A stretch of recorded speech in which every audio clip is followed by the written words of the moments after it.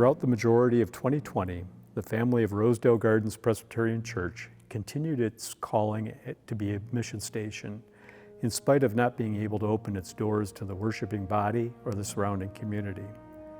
As the physical building took a Sabbath rest, the people continued to be the hands and feet of Jesus by loving and serving those around them. Now, as we enter into this long-awaited post-pandemic era, it's clear that this congregation is all in for God's kingdom, and we appreciate now more than ever the incredible church building and campus that God has entrusted to our care, and its maintenance and improvements rest solely in the financial stewardship of its members.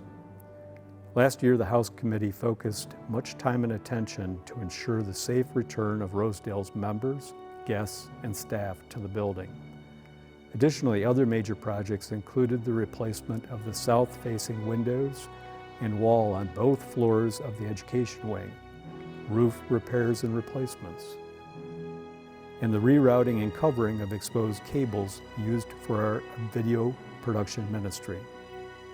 Thanks to the generosity of angels of the congregation, funding was provided to revamp the men's bathroom outside of Youth Hall, as well as new carpet and paint for Sandy Main Nemisto's office. Going forward, it's our hope that enough pledges are received in order to repair cracks and flaking plaster in the chapel and repaint the walls and ceiling, to make repairs and fill cracks in the parking lot, to add air conditioning to the kindergarten room similar to what we did in the chapel, replace the entry doors, side light, and transom at the entry door to our memorial garden, replace the lower level windows in the preschool, choir room, music coordinator's office, and boiler room, replace the window in the sitting area outside the chapel, and repair the leaking foundation in the furnace room adjacent to Youth Hall. Looking further into the future, we need to replace both boilers with new energy-efficient units, including asbestos abatements.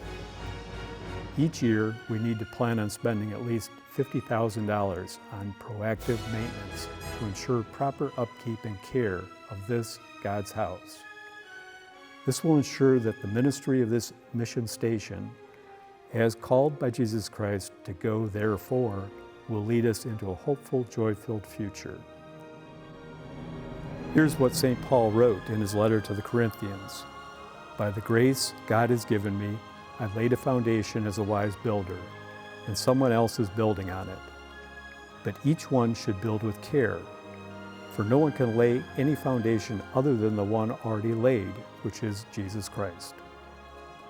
How do you put a price tag on a physical structure whose actual value lies in the treasure of its people, who serve one another inside and outside of its walls? A people who call this place home. A mission station committed to being family in this portion of God's kingdom.